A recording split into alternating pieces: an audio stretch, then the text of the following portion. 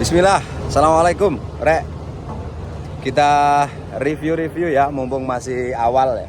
Itu ada satu buah tugboat yang siap meluncur. Kita review di bagian bawahnya aja ya. Sambil saya tunjukkan, ya mungkin sebagai referensi kalian. Saya mau tunjukkan ukurannya, panjang, lebar, tinggi, kemudian ketinggian floornya, lalu siku-sikunya. Saya tidak usah masuk, tapi saya tunjukkan karena saya yang desain, jadi insya Allah saya hafal lah. Yo, selamat menyaksikan. Kumis ayah udah panjang, Dek. RP 2026. Ayo, 2026. Iki opo iki, Pak? Bentar.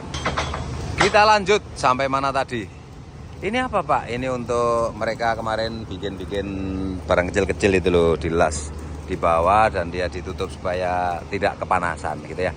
Oke, kita sebenarnya sudah ada ya kapal ini ya, udah pernah saya tunjukkan ya. Panjang kapal ini itu 23 meter ya. Tugboat dengan horsepower mesin 2x500 HP 1800 rpm merek Weichai ya.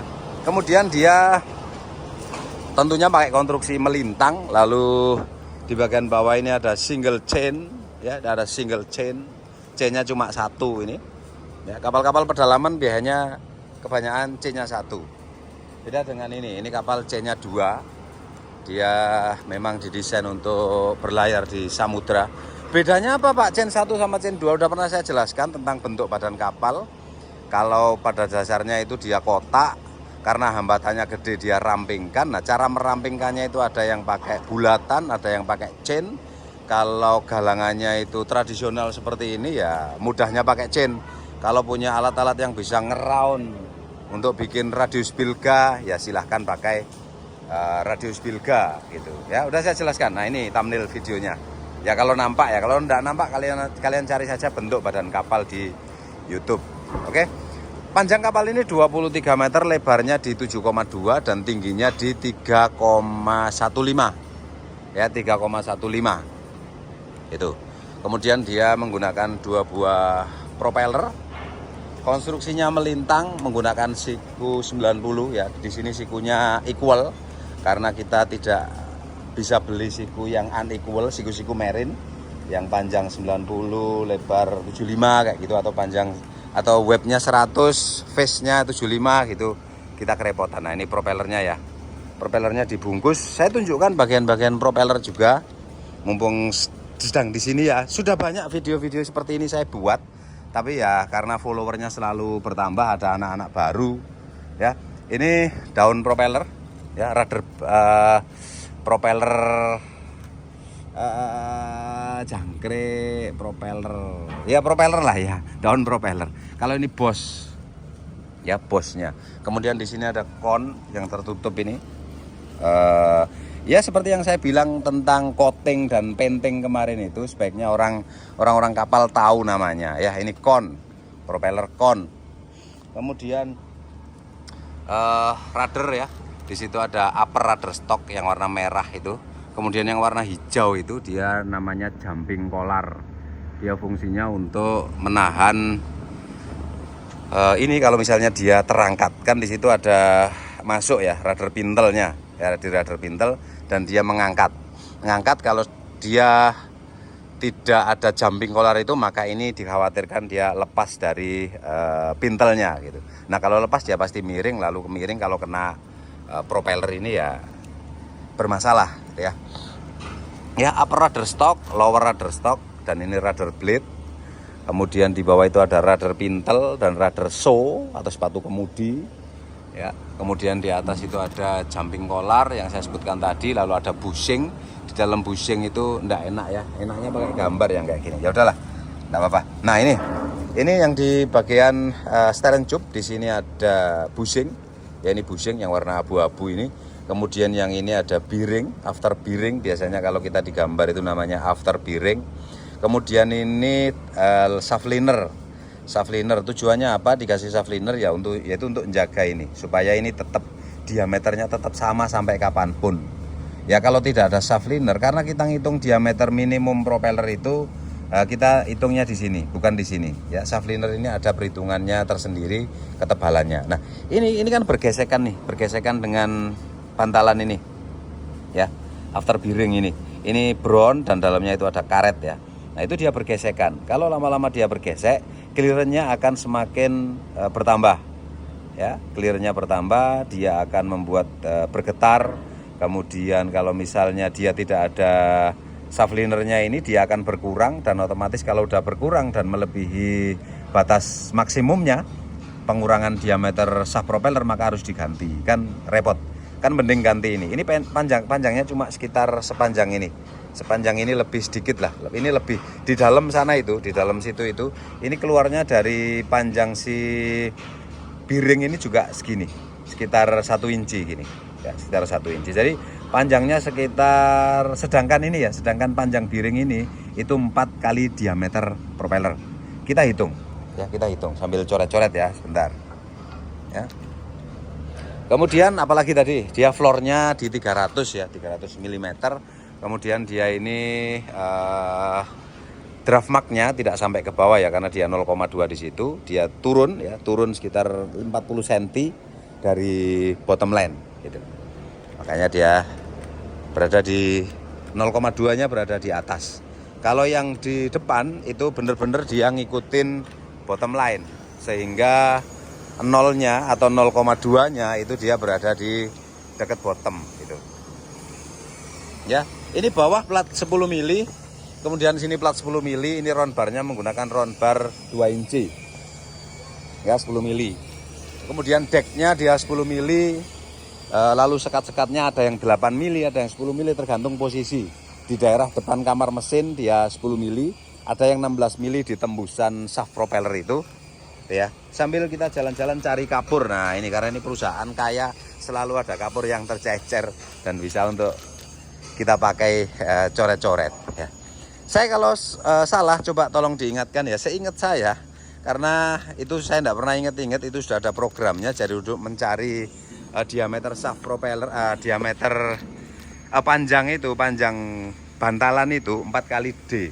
Nah, diameter shaftnya itu dia di 6 inci. 6 inci itu sekitar 150 mili. Ya, 150 mili kali 4. Berarti sekitar 600. Jadi panjangnya itu 600. Jadi di sini ada bushing. Ya, ada bushing, gede bushing ya. Bushing, kemudian ada lubang di dalam. Ya, ada lubang di dalam begini. Ada lubang di dalam begini. Nah, ini ada takoknya. Ini ada bearing, ya, bearing. Nah, bearingnya yang warna kuning tadi. Ini panjangnya itu 60 cm. Ya, 600 sesuai ini. Ya, kalau di depan itu cuma 2, berapa kali D gitu. Dia lebih pendek. Nanti saya jelaskan kenapa di depan lebih pendek. Ya, kemudian di sini ada itu tadi shaft liner tadi, ya, shaft liner. Dia lebih sekitar 1 inci ke depan dan 1 inci ke belakang. Ya, jadi dia benar-benar geseknya itu di shaft liner tadi itu, ya. Jadi ini depan belakang dia 1 inci. Nah, ini keluarnya ini ya, depan belakang dia 1 inci. Di depan sini yang di dalam tabung ini dia juga keluar 1 inci dari bantalan ini. Ini panjang bantalan ini sekitar 60 cm sampai sinilah. Nah, sampai sini dia keluar begini. Nah, itu shaft linernya. Kemudian ini shaftnya. Ini shaft liner yang kuningan tadi. Lalu kenapa di depan lebih pendek? Ya, sebenarnya kalian kalau misalnya, ya maklum lah ya, kalau misalnya bukan orang kapal, ya saya kasih tahu. Bagi teman-teman yang bekerja di kapal harus sudah tahu ya. Jadi sistem propulsi itu kita cari coret-coret yang enak ya, yang leluasa gitu ya.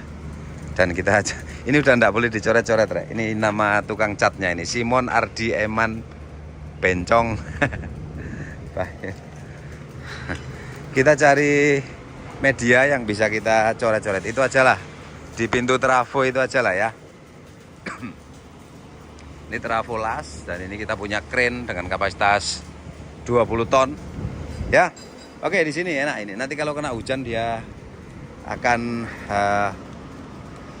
terhapus. Nah, ini kemarin saya juga coret-coret ini ya. Itu. Jadi kenapa di bagian depan itu kecil?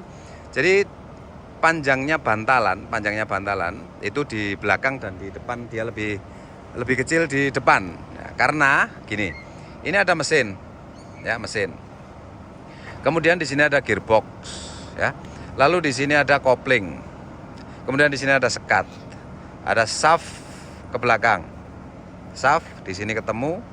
Di sini ada bushing belakang, di sini ada bushing depan. Nah ini. Kemudian di sini ada propeller, ya di situ ada propeller. Nah, kenapa di sini lebih panjang? 4 kali D diameter si shaft ini bantalannya. Kalau di sini itu cuma 2, berapa gitu, 2,5 atau berapa gitu. Karena ini benar-benar duduk. Jadi di belakang ini beban si shaft dengan beban si propeller ini menumpu di sini. Makanya dia harus dikasih tumpuan yang cukup panjang. Kalau di depan sini dia menumpunya ya mungkin 60% lah. 60% atau bahkan 50%. Yang 50% ditumpu oleh gearbox ini karena ini dikonek ke gearbox ini. Ya. Jadi di sini ada yang megang. Artinya apa? Tidak terlalu duduk. Kalau di belakang sini ini benar-benar duduk dia. Makanya dia syaratnya itu lebih panjang dari belakang. Makanya kalau teman-teman di kapal suka nemuin bantalan untuk yang di depan ini selalu lebih pendek daripada bantalan yang di belakang. Itu alasannya ya. Oke ya. Jadi itu kemudian di atas itu nanti ada 3 buah pintu warna merah-merah dengan tipe quick closing door ya, watertight door. Anggrek Mas Miji. Ya, kemudian itu sama itu 2013 beda, ada 2024, 2018, 2020, 2022 itu sama ya. Itu untuk menghitung area kemudi udah pernah saya ajarkan, menghitung diameter shaft propeller udah pernah saya ajarkan, menghitung diameter propellernya juga udah pernah saya singgung-singgung. Gitu ya. Dan ini kapal yang sedang kita bangun, proses. Ini sudah selesai, mungkin kita turunkan di awal tahun ya. Di awal tahun 2025. Oke. Ya, itu tadi ya. Mau bahas apa lagi kira-kira? Sambil kita jalan sambil mikir-mikir lah ya. Tuh. Itu. Nah, itu. Pak, kenapa plimsollnya dia separuh gitu? Untuk panjang kapal kurang dari 24 meter. Nah, ini juga perlu kita bahas. Kemarin ada komplain, Pak, panjang kapal saya itu 24,5, bahkan 25 meter gitu. Sedangkan aturannya 24. Kenapa dia kapal saya 25 meter kok itu separuh gitu? Plimsollnya itu loh, Rek. Kelihatan enggak kalian? Tuh plimsollnya tuh. Separuh lingkaran. Jadi sekarang ada aturan, ada separuh lingkaran, ada segitiga, ada full lingkaran. Jadi batasannya itu panjang. Nah, panjangnya ini panjang yang ada di surat ukur. Teman-teman yang melakukan pengukuran di jadi panjang kapal itu ada LOA, ya, ada LBP, ada L konstruksi, ya, nah itu, ada LWL, ya, ada L apa gitu ya. LOA itu panjang kapal dari ujung depan sampai ujung belakang, ya, itu LOA. Meskipun di sini ada lalat, kata dosen saya dulu ada lalat, ini dihitung LOA, ya. Kemudian LBP itu perpotongan. Jadi kapal punya tongkat kemudi, yang di belakang tadi ada kemudi, kemudian dia ada garis air, ya. Perpotongan antara badan kapal di bagian depan dengan tongkat kemudi dengan garis air itulah LPP. LPP ini LOA, ya. LWL itu kalau misalnya ini di depan kemudi ini ada bentuk seperti ini, LWL-nya itu di sini. LWL kadang lebih kecil dari LPP, kadang lebih besar dari LPP. Ya, LWL. Nah, L konstruksi inilah yang diukur oleh teman-teman ahli ukur. Kadang-kadang panjang kapal 25 LOA-nya, L konstruksinya itu cuma 23 sekian, 23, sekian gitu. Karena dia ngukurnya itu ada berdasarkan aturan apa gitu, teman-teman ahli ukur ya. Nanti silakan komentar teman-teman ahli ukur yang ada di negara kita tercinta ini ya. Makanya itu separuh ya, di bawah 24 meter dia separuh. Terus untuk kapal yang di pedalaman atau apa gitu dia malah segitiga. Ya, ya wis, itu aja. Ban-ban itu untuk apa, Pak? Nggo anu, ben mlayune banter. Bane makin akeh kan makin banter mlayune. Oke. Ya wis Rek ya, gitu aja. Kalau ada bahan diskusi, ya kita buat diskusi. Itu kalian sebutnya ngecat, ngelapisi atau coating atau coat is oke, enggak ada masalah. Yang penting yang kita tahu di kapal bahwa itu fungsinya bukan hanya mewarnai, bukan hanya ngecat, tapi melapisi. Ya, mau penyebutannya coat, coating, painting, cat, belgedes, apa lagi. Ya wes itu saja video kali ini. Terima kasih. Assalamualaikum warahmatullahi wabarakatuh.